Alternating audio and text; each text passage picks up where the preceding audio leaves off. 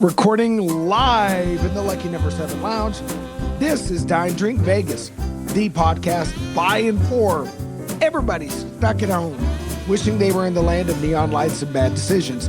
I'm your host, John, also known as the Baller on a Budget, and you have stumbled across episode number 71. We're going to bring you the latest in Las Vegas news that caught our attention and our patent-pending, never-beaten drink of the day. But before we can get to any of that, we've got to bring in the founder of Dine, Drink Travel and Dine, Drink Vegas himself. Yes, of course, I can only be speaking of the High Roller, formerly of the High Plains, the leader in the luxury lounge, the king of comps, the Alabama Slammer, the man who's always waiting on that limo to carry him away to his next luxury Las Vegas destination.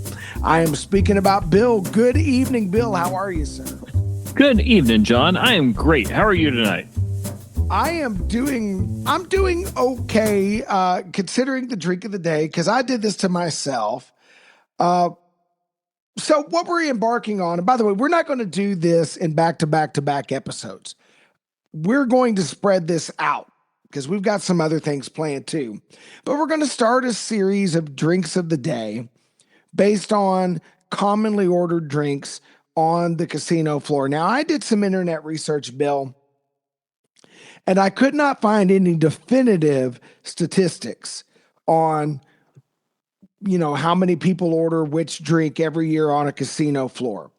I did find some articles that amount to anecdotal stories where they asked this waitress and that bartender, what are the most common drinks you serve? There was one alcohol writer who wrote about the most common drinks she saw hanging out on a casino floor.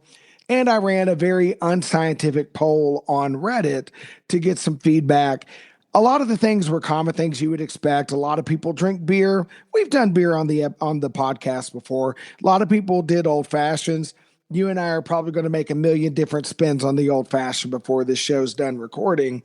So the one I'm going to start in was, depending on which list you look at, somewhere between third and eighth on the list, but very commonly in the top 3 to top 5. And that is the old venerable Gin and Tonic, which is a drink I don't like. But we're doing it for you, the listener, because this is a very popular thing to order on the casino floor. So before we get into the drink, Bill, what is your standard order on the casino floor? So the gin and tonic is actually one of the more common ones I like. I don't drink a huge gin and tonic. I don't drink a lot of gin and tonic most of the time, but it's one of those things that with the terrible options they have for base liquors on the casino floor, I can make a gin and tonic work.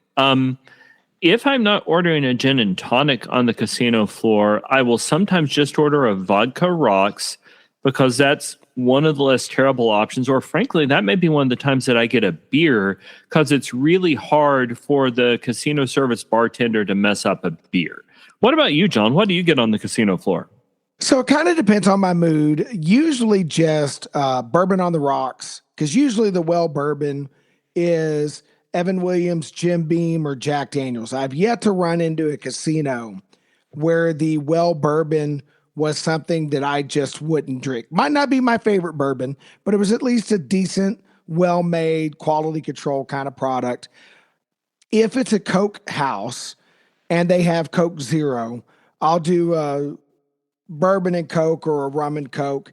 I don't really like rum and Pepsi, and most MGM properties are Pepsi houses. Rum and Diet Pepsi is not my favorite. Beer is always a good, strong, reliable too. So I'm kind of with you in that way. And if they're serving claws, well, there ain't no laws when you're sipping claws. So I've been known to go that way as well. Fair. Yeah. So with the gin, and actually, you know what? I will let you take this. But yeah, a gin, to the point you were making earlier in the episode, a gin and tonic is absolutely stuff I have had on the casino floor. Also, I don't know that I've ever shared this with our listeners before, but I lived in Nigeria for a while, and gin and tonic is one of those drinks I could get there. A gin and tonic is a drink I have fairly regularly on airplanes. So I've had gin and tonics in a lot of cases because it's a simple thing that a lot of people can do reasonably well, regardless of the quality of the gin they have. Well, Bill, I think I want to start with your gin and tonic because you made what I would regard as pretty much a classic gin and tonic.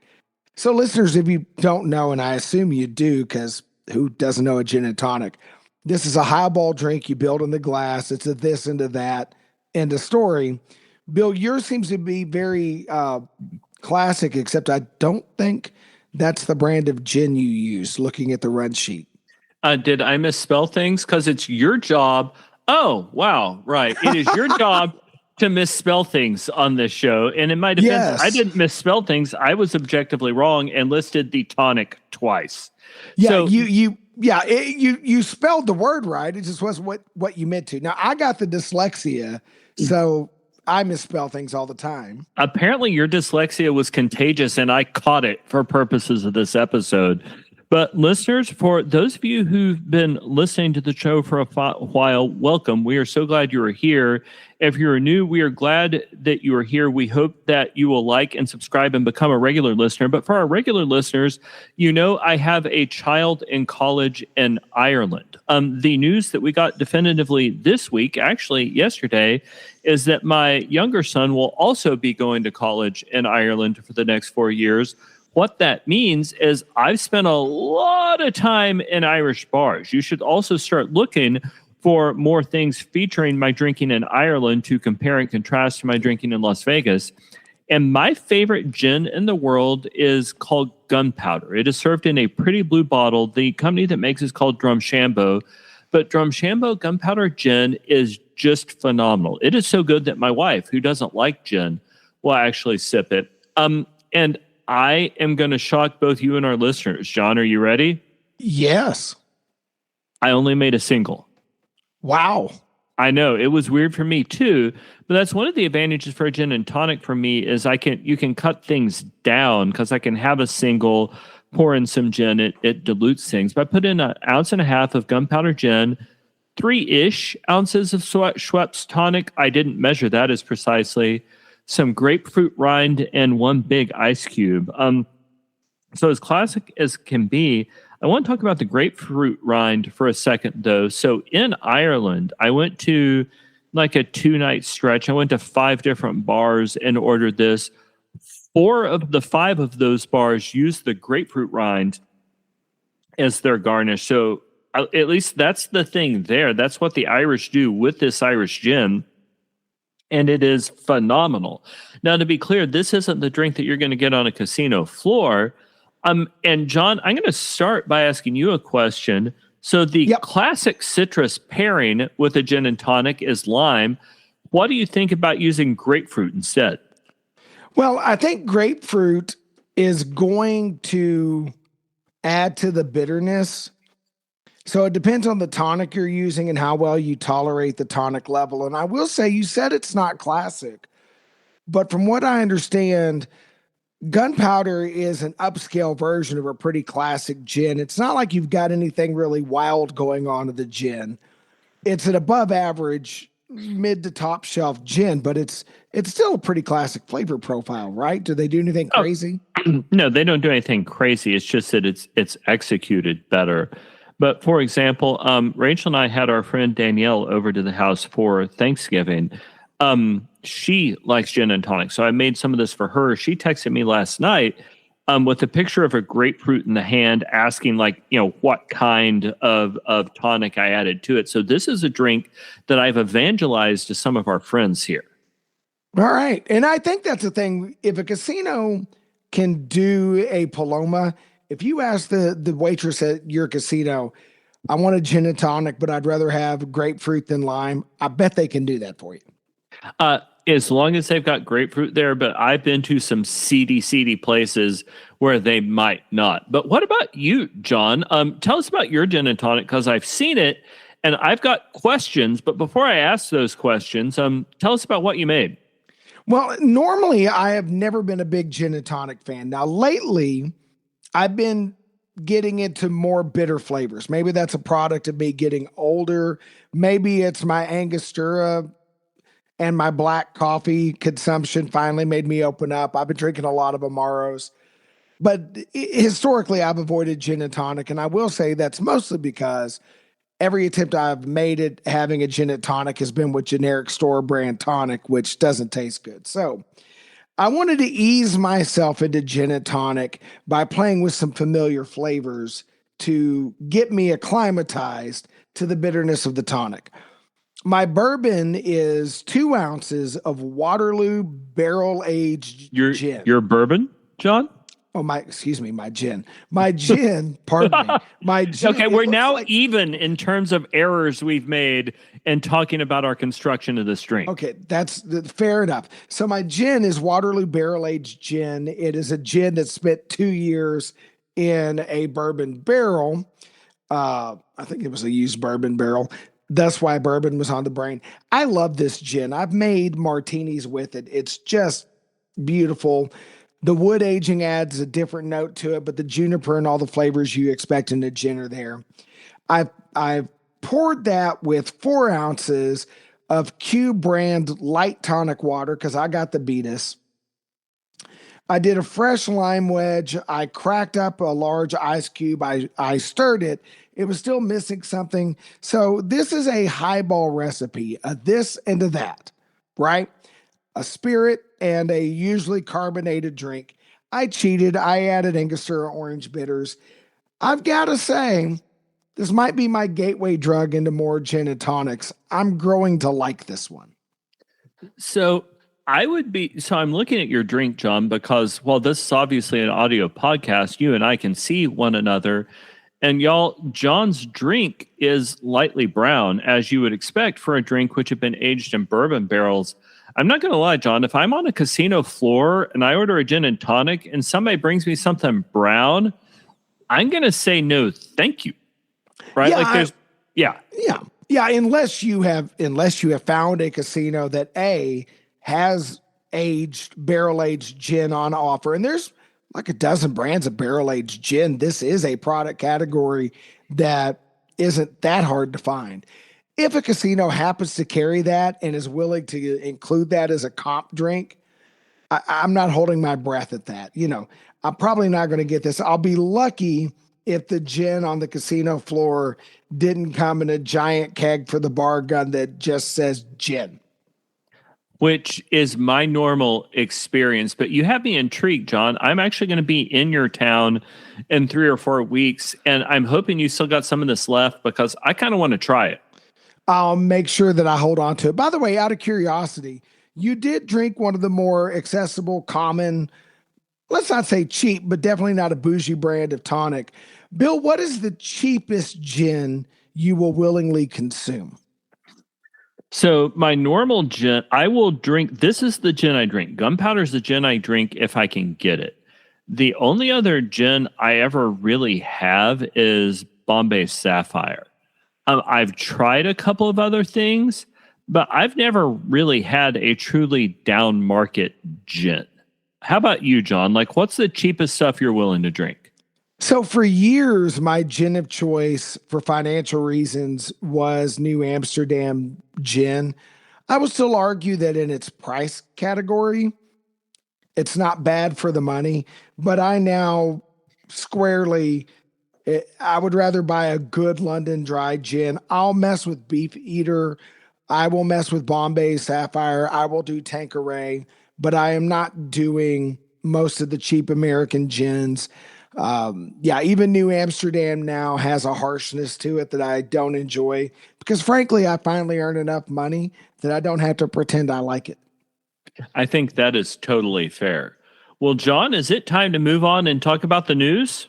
Indeed it is. Scott of Idle Vegas reported that the Penn and Teller show at the Rio is temporarily closed as Penn Jillette recovers from a broken leg. We wish him a speedy recovery and a return to the stage. Now, Bill, I've been trying to talk you into a guy's trip at the Rio. Have you ever been intrigued about seeing Penn and Teller live? I actually have. They're a big enough name. I think what they do is interesting. I would very much like to see that. We obviously wish Mr. Gillette all the very best as he recovers. I'm kind of wondering what this does to the Rio's traffic, though, because I'm betting that show was a pretty big draw for them. Yeah, I think so. But on the other hand, they've opened up a lot of new food venues, including High Stakes by James Trees, who will get mentioned for another reason later on in the podcast. They've renovated most of the rooms and they're working on the rest. I think the Rio endures this because I think the Rio is a property on the upswing. It is definitely on my list of properties to stay at in one of my next few trips to Vegas. Great. Well, in other news, Scott also shared that upscale casual American eatery Blue Ribbon is out at Cosmo to be replaced by trendy New York favorite, The Corner Store. The Corner Store is owned by the fine folks behind Catch, which is at neighboring Aria, meaning that one of MGM's existing partners is moving into a prime Cosmo dining location. So, John, did you, on the trip you made to Las Vegas last month, you stayed at Cosmo, right? Yes. Yes, we All did. right. So does Cosmo seem to be fully integrated into the MGM like ecosphere now? Yeah, I would definitely say so. And mostly, I think Cosmo has held up under the change. Although we did notice things like the verbena drink is now a batch cocktail instead of scratch made at the Chandelier Bar. Not a fan of that. I like watching my bartender make things from scratch. And they got rid of the ice rink during the winter time on the Boulevard pool deck. So there's definitely some signs that MGM is putting things in place that are not great for older, not by age, but by length of loyalty, older Cosmo fans. This one I'm not terribly sad about. Blue Ribbon's been there for a while. It has a following.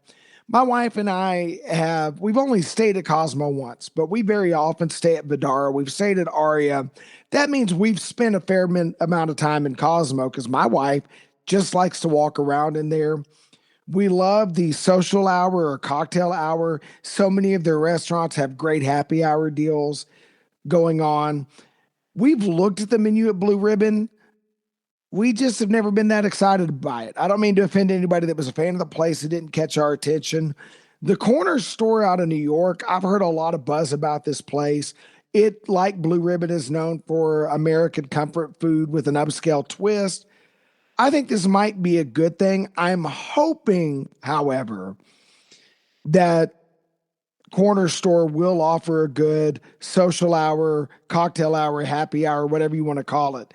I hope Cosmo isn't going to get rid of that program because it really does let you have some excellent food without bleeding your wallet dry.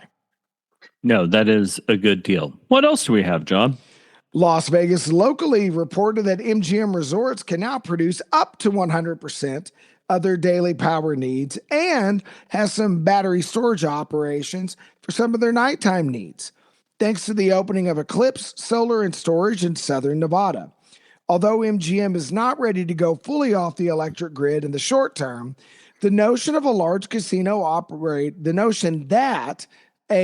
large casino operator could run all those games, amenities, venues, and dazzling light displays off of solar is not just plausible, but seemingly within reach in the foreseeable, though not immediate future.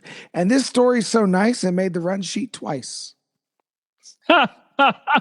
So, listeners, what John means there, John does most of the work on preparing this podcast, but I will go through and I will try to find news stories to add in. John had put the story in, I put it in, then I looked up and saw that John already had it, and I used kind and gentle words to indicate that perhaps I should have paid more attention in the first place. Your mistakes on the run sheet are not nearly as bad as mine. I saw 5 typos in the story I just read. You know, it is all good, and I will see if I can get through the next story without reading any of the typos out loud. The Review Journal's Neon blog reports that Aloha Specialties, the renowned Hawaiian restaurant that helped the California Hotel and Casino earn the nickname the Ninth Island by Vegas visitors from Hawaii, has been shut down by the health department for a whopping 31 health code violations, ranging from poor hand washing, improper food sanitation, and questionable sanitation practices. The California says it will remain closed for repairs, but obviously the health department will have a say on if and when it can reopen. No re-inspection date has been announced at this time. So, John, have you ever actually been into California? I've walked around in there. I haven't eaten in there. It looks like a fun property. It's a Boyd gaming spot. Boyd also runs the Fremont, which is another place I like to hang out in. I've heard the California is a nice place to stay. I'd be willing to give it a go if the price were right. They also own Main Street Station. I think between the two, I'd rather stay at Main Street Station. By the way, Bill, this isn't just dyslexia. I don't know if I had a minor stroke or was just incredibly drunk when I typed this. You did a phenomenal job sidestepping my many, many errors. Fortunately, John, I was not paying any attention at all while you read the previous story, just so I could read through this one and be ready to stumble bum my way through it. So you're welcome. Well, here's one you typed, so I know it'll be right. According to Yahoo News, the Goo Goo Dolls are doing a 5-show residency in May at the Venetian, and they would be interested in a longer residency depending on how that goes, meaning that if you give Goo Goo money, they stay. I'm not going to lie. That's one I'm actually fairly interested in going to see, right? Like, not enough that I'm going to go specifically during that May residency because I've got stuff to do. But yeah, I don't know why. Maybe it's just the fact that I'm old, but I would be interested in seeing it. I also, John, for no particular reason, just happened to look up the Goo Goo Dolls Wikipedia page. Do you know what their original band name was? I have no idea. The Sex Maggots. That's a good upgrade for them. Bill, I have one thing to say. I also would go see the Goo Goo Dolls, but I am not going to cuddle with you while you weep your way through Iris. It's just not happening. You can cuddle with me later then. It'll be just fine, John. Cool. Well, in other news, Vegas Publicity reported that the We're All Mad Here event returns to Area 15 on Saturday, March 21st. This event involves attendees dressing up as characters from Alice in Wonderland and dancing to a list of artists that neither John nor I nor anybody else in the Geezer Patrol has ever heard of. John, why don't we just go get dressed up like Alice in Wonderland characters and walk around Vegas sometime? Hey, listen, Area 15 is trippy as all get out. Alice in Wonderland's as trippy as all get out. I am assuming that the surrounding dispensary circle this date on their calendar because it will be a booming business day for them. But even though I have no idea who the artists are, I would actually go to this if I were in town that weekend, just because it sounds like a good time. I probably would be the oldest fool in the place. That's never stopped me. I don't know that you would. I know I can never go to this because my employer requires me to be drug tested every now and again. And I feel like being within 2 miles of that event trips whatever wire they're testing for. That is almost assuredly true. So our last story before we jump into our main topic. That came out of nowhere. Eater Vegas covered the list of Vegas culinary professionals who have been nominated for a James Beard Award, which is importantly not the James Bear Award. Thank you, dyslexia. So we're going to take turns reading through some of these, but over on Eater, I'm going to take us through the nominees for Best Chef of the Southwest for 2012. And to any of these chefs, I apologize profusely for mispronouncing your names. There's not a lot of Bob Smiths on here, I'm just going to say. So, Ule Cisse Fisher Calabash is up for African Kitchen in Las Vegas. Brian Howard, thank you for that name, of Sparrow and Wolf in Las Vegas is nominated. Yuri Sazwaski at Partage Las Vegas. Sarah Thompson at Casa Playa. Boy, I just dyslexic that all to heck. Jamie Tran of Black Sheep, and James Trees for Bar Boheme. Most of these, in fact, all of these are off strip locations. Bill, have you dined at any of these? And how many of these did you recognize? So I recognized Sparrow and Wolf, although I can't tell you why. You and I talked about Bar Boheme before. The only place I've ever eaten at is Partage, and I feel like I need a redo. And either when I get a redo at Partage, I can't let you go, or else I can't let you have anything to do with entertainment at any other point in the evening. No reason. Yeah, we go to the Tiki Bar after this time. It'll be fine. No, the Tiki Bar and the French place that I'm paying, whatever I'm paying there, like they can't meet. They can't be on the same night, right? Like, no. So listeners, if you're wondering why John and I are having this full and frank exchange of views, we were in Vegas a few years ago with our buddy Mike, and we wanted to go to Partage because we wanted a high-end French meal. And John's like, we need to go to this Tiki Bar right next door. And Mike and I are like, yeah, all right, fine. And we did. And the Tiki Bar was fine, but it had all these huge, sugary, sweet drinks. And we went from there to this high-end French meal, and it was just a weird contrast of things. The Tiki Bar would have been fun, and I'm sure Partage was fun, but I've still got syrup in my mouth from that trip to the Tiki Bar like 7 years ago, man.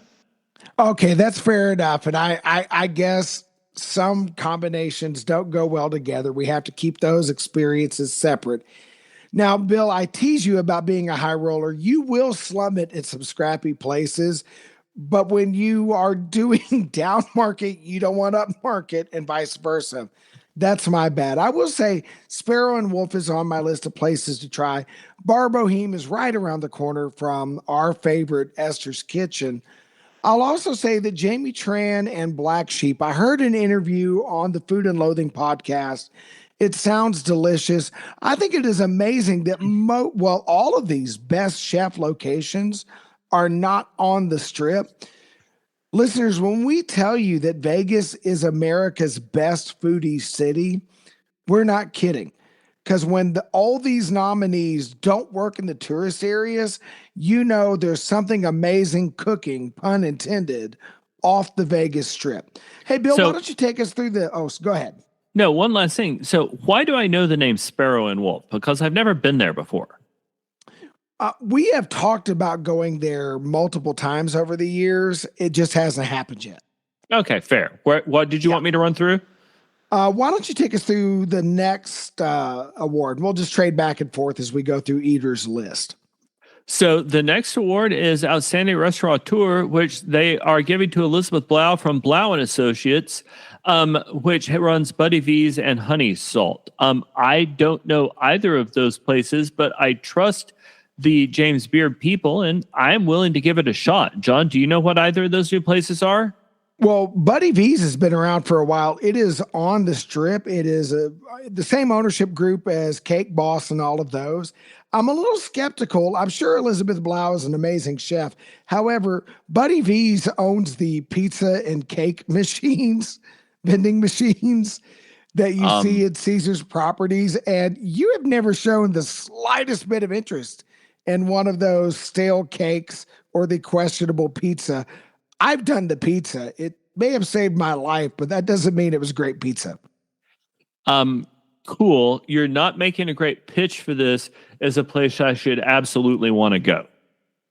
Well, the best new restaurant is Tamba, which again is off the strip in one of the neighborhoods. Tamba, if I recall, now I listen to a lot of podcasts. I read a lot of blogs. I've got a thing about food industry insider information, even though I haven't worked in the culinary industry in many, many, many, many, many years, and running the cash register at the Golden Corral barely counts. I believe Tamba is an Indian restaurant, if memory serves. And the interview I heard, it sounded really good. Hey, Bill, why don't you tell us about the nominees for the things I can't eat? So I'm actually deeply intrigued by Tamba, and Tamba is a place I absolutely want to go. But for outstanding pastry chef or baker, we will be torturing John by how much we enjoy the work of Kimberly McIntosh at Milkfish Bake Shop. Again, I don't know where that is, but mostly eating there would make John unhappy, so I'm all for it. Well, the Beatus is going to take me eventually anyway. Outstanding wine and other beverages program goes to Ada's Bar in Las Vegas. I believe that's somewhere in the vicinity of downtown, but not anywhere near the Fremont Street Experience. I'll have to look that up later, but I am down for an outstanding wine and beverage program. I am right there with you. The best new bar is Nocturno. I've never even heard of that. John, do you know where Nocturno even is? Not a clue, but I'm going to Google that before. I'm going to bookmark this thing, and I'm hitting some places up my next trip. I'm actually looking that up right now. That is, the internet is a wonderful, it's in the arts district, and I know you hate to the arts district and stepping over the various temporarily unhoused people we had to step over to get where we were going. But okay, so of all the places on this list, Nocturno may be the next place I actually go to because it's in an area where you and I go. So it is, I'm looking at the map. From Esther's Kitchen, you walk out the door, you turn right out the door, you go up Main Street, right on about 2 blocks, right on Boulder after 1 block, left on First, you're there at Nocturno. I would give that place a shot. Well, and I think that's a combo night where you hit up Bar Boheme or for dinner and then Nocturno after, because with a name like Nocturno, you want to be there later. Yeah, absolutely. Outstanding professional and beverage service, and Bill must have orchestrated this, so I would get this name. I apologize, bartender. You deserve better.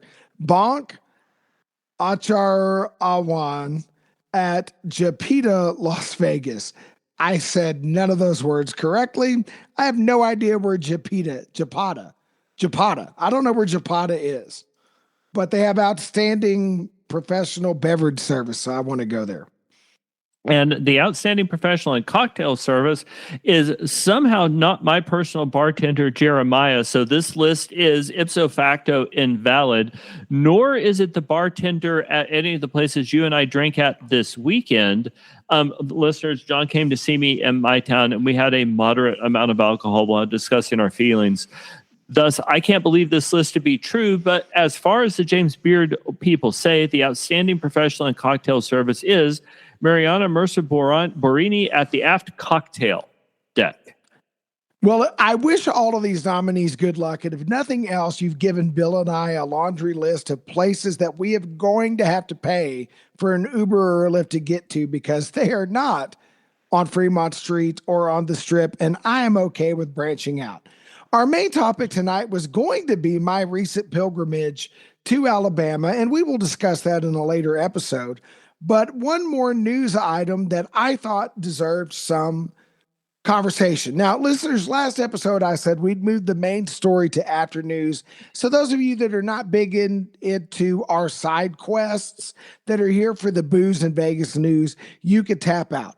The next story is Vegas, but it's sports related. So I know already that if Scott from Vital Vegas ever bothers to listen to our podcast, he'll be out at this moment. Our main topic tonight, college football championship game for the 26-27 season will be played at Allegiant Stadium in Vegas on January 25th of 2027. So, Bill, I've got some questions for you and I to think about. Number one, let's assume you and I had tickets for this game. It's going to be at Allegiant. What hotel you want to stay at? Obviously, the Four Seasons. I am the leader in the luxury lounge. So no, we played that up. I do like nice places, but this one, I'm assuming there's no hotel within walking distance that's going to be cheap. The reason that the Four Seasons appeals to me is it is right there in the Mandalay Bay complex, which means I could go through the walkway to get to Allegiant Stadium, but it would be in a little bit of a quieter setting. I would hate the act of trying to get an Uber to the stadium, and Lord forbid trying to get an Uber out of the stadium. Like, that would just be bedlam. I'm going to want a place I can walk to, but what that means is the number of people going through the Mandalay Bay lobby is going to be just through the roof. So if I could possibly afford it, I would stay at the Four Seasons. What about you, John? Where would you stay? So two thoughts occur to me. Number one, because the prices are the prices, and I am not the leader in the luxury lounge, this is probably where I go ahead and stay at Luxor, maybe slum it down to Excalibur.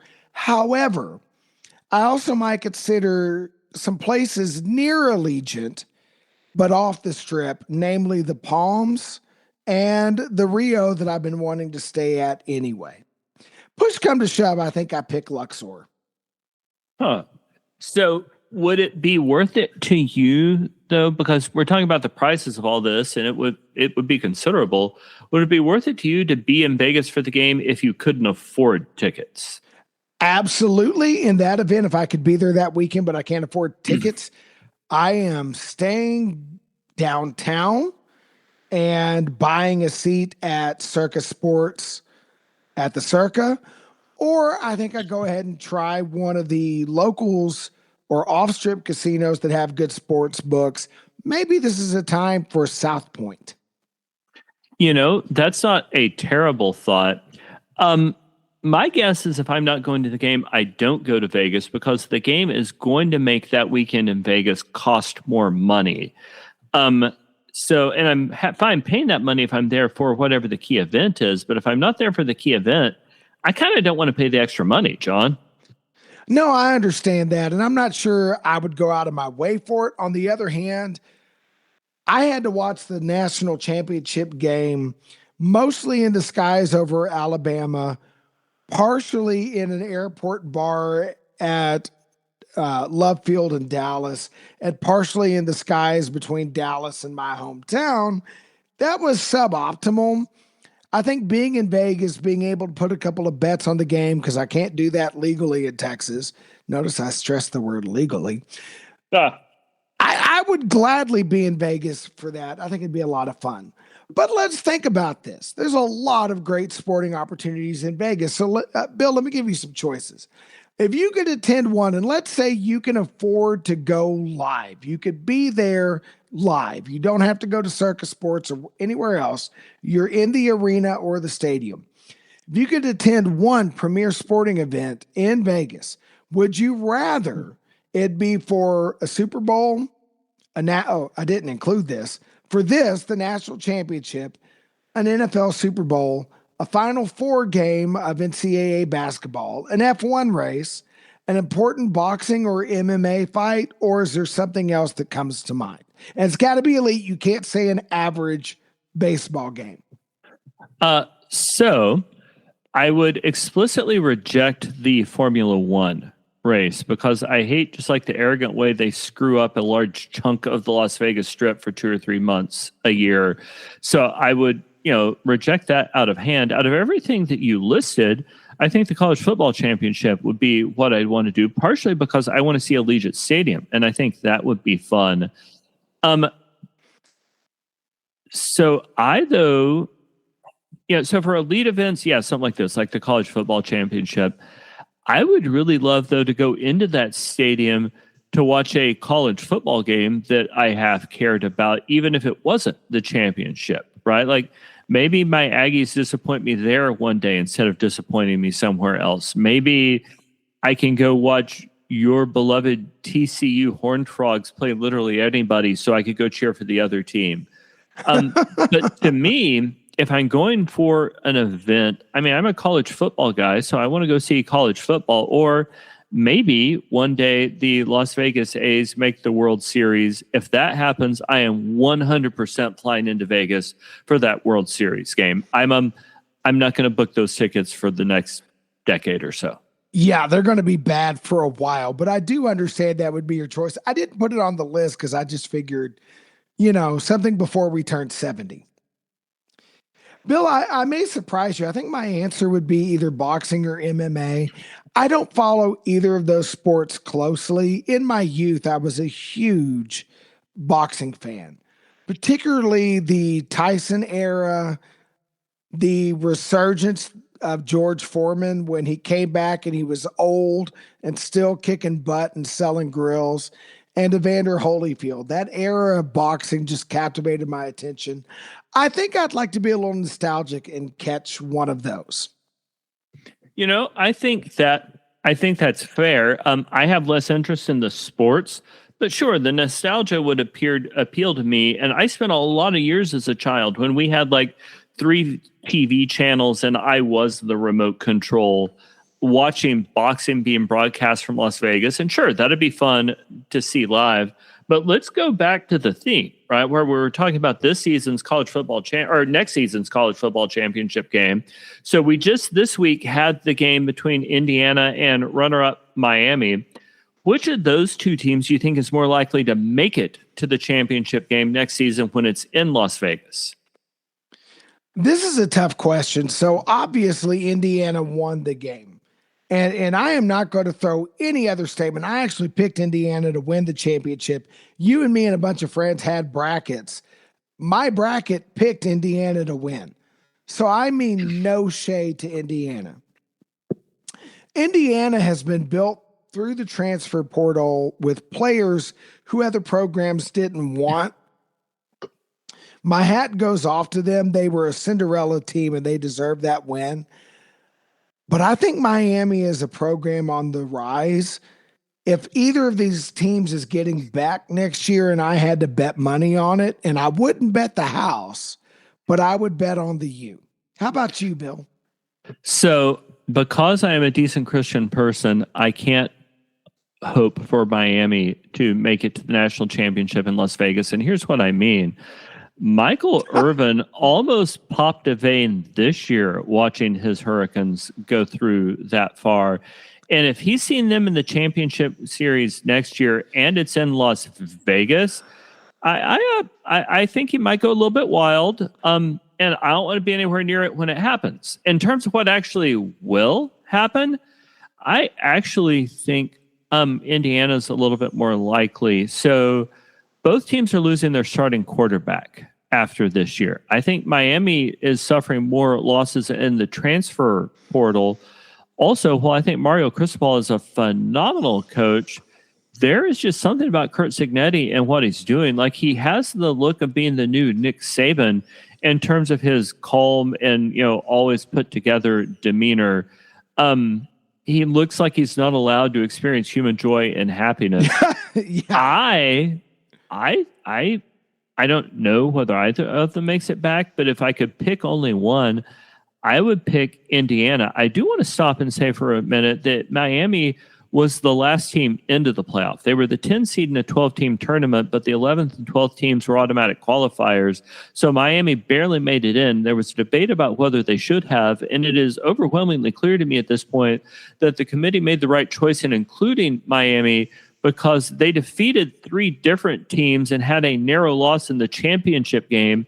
They absolutely deserve to have been in the playoff. Yes, they do. And before you move on to our last question, I will say this.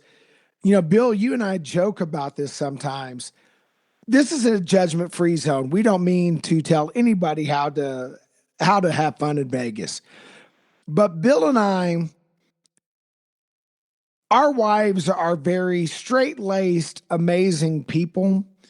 And as a result of our wives being amazing, straight-laced people, and Bill and I being fairly more stodgy than the fact that we have a Vegas podcast might suggest, I do not frequent gentlemen's clubs. But if Miami goes to the national championship, I'd like to be a fly on the wall at Little Darlings the night before and the night after the game just to see what Michael Irvin is up to. I won't ask permission to do that, but I will beg forgiveness afterwards because I need to be there. But John, I need a rational voice in my head for a second. So my beloved SEC, which is disappointing me in football lately, will one of our teams out of the SEC make it to Vegas next year? And if so, do you want to take a guess at which team you think is most poised to do so? So I was afraid I would be the one that had to answer this question first when I typed it up. The SEC has not made the final game in the tournament in 2 years and has not won in 3 or 4, Bill?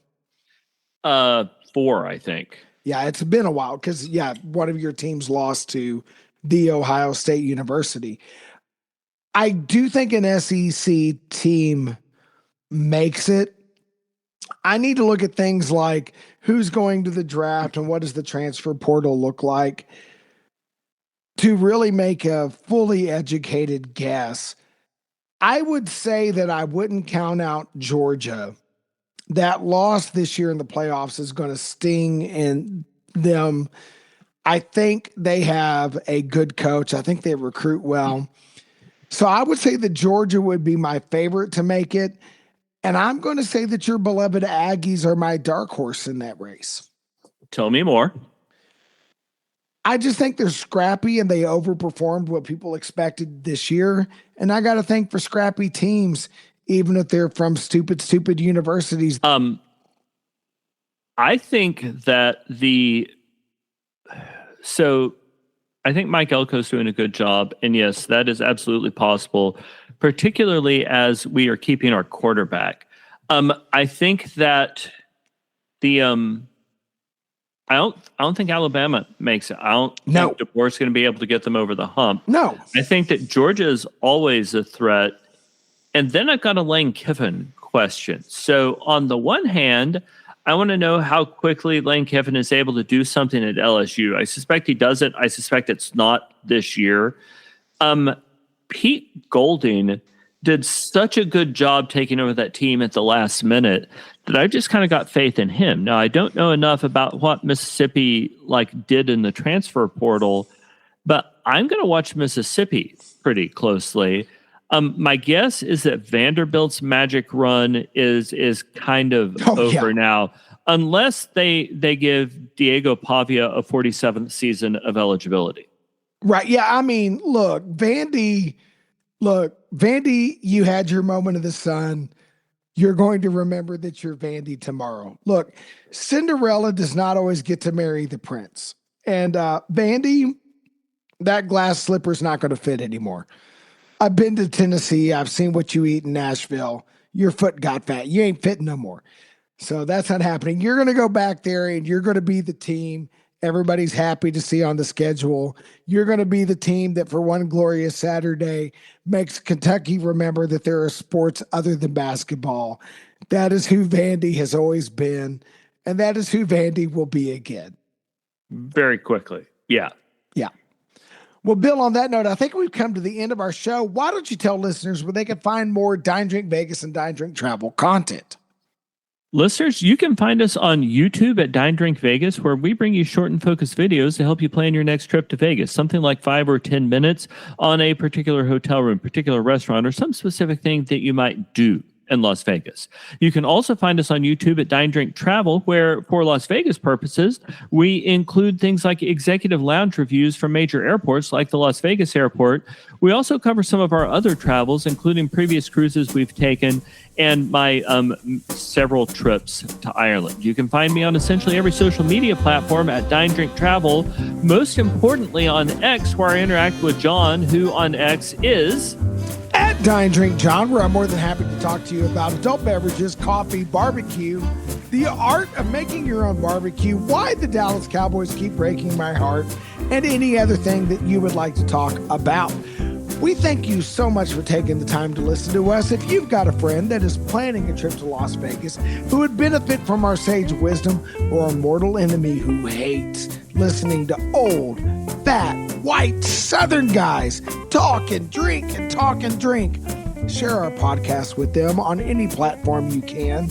By doing so, you're helping us build an audience so we can keep bringing you this amazing top shelf, incredible travel content. Thank you once again for listening, and until the next episode, happy travels.